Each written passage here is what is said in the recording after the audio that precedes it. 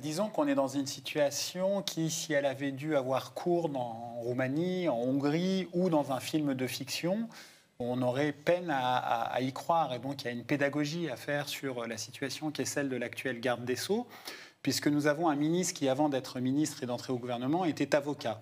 C'est un avocat qui tempête depuis la création du parquet national financier, à la fois contre les magistrats qui le composent, mais contre même l'esprit même de la lutte anticorruption. Et on a découvert, à la faveur d'une enquête liée au scandale Bismuth-Sarkozy, une affaire de corruption qui va valoir à l'ancien président et à son avocat, ça n'est pas une anecdote, maître Thierry Herzog, un procès en novembre prochain pour corruption. C'est la première fois dans l'histoire de France qu'il va y avoir un procès pour corruption contre un ancien président de la République. Qu'il y avait eu une enquête au sein du parquet national financier pour savoir qui, dans l'appareil judiciaire ou parajudiciaire, pouvait informer le clan Sarkozy illégalement d'informations sur des enquêtes en cours. C'était lié à l'affaire Bettencourt. En échange de quoi, c'est l'accusation, M. Sarkozy et son avocat promettaient des places au soleil pour les magistrats qui les renseignaient.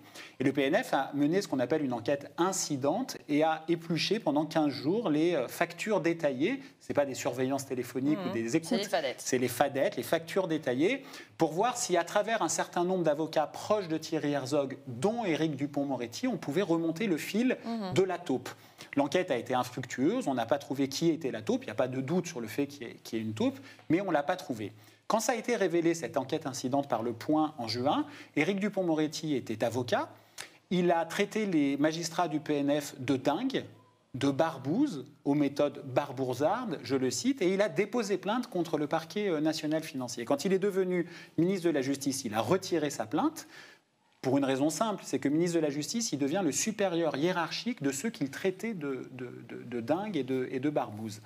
Mais une enquête a été ouverte administrativement par l'inspection judiciaire. Elle a rendu un rapport qui a conclu qu'il n'y avait eu aucun acte illégal commis par le PNF et qu'il n'y avait pas eu de manquement à la déontologie et au règlement. Qu'il y avait des questions qui pouvaient se poser, notamment sur la durée de l'enquête, sur des problèmes de remontée d'informations, mais rien de disciplinaire. Et sur la foi de ce rapport qui ne pointait pas de problème de la sorte, Éric Dupond-Moretti, devenu garde des Sceaux, décide d'ouvrir une enquête disciplinaire contre les magistrats qui avaient enquêté sur lui.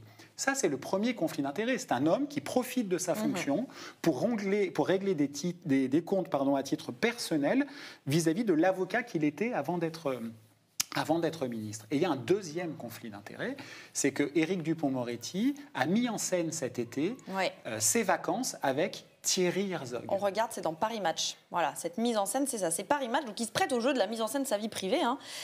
Outre le fait qu'on le voit avec sa compagne, on peut aussi y lire qu'il a passé donc une partie de son été avec Thierry Herzog, qui dans ce papier de Paris Match ne tarit pas d'éloges sur son ami Éric Dupond-Moretti. Donc la mise en scène de ça, elle est problématique. Elle est extrêmement problématique parce qu'il n'y a pas de crime d'amitié. On a les amis qui veut. M. Herzog fréquente les amis qui veut.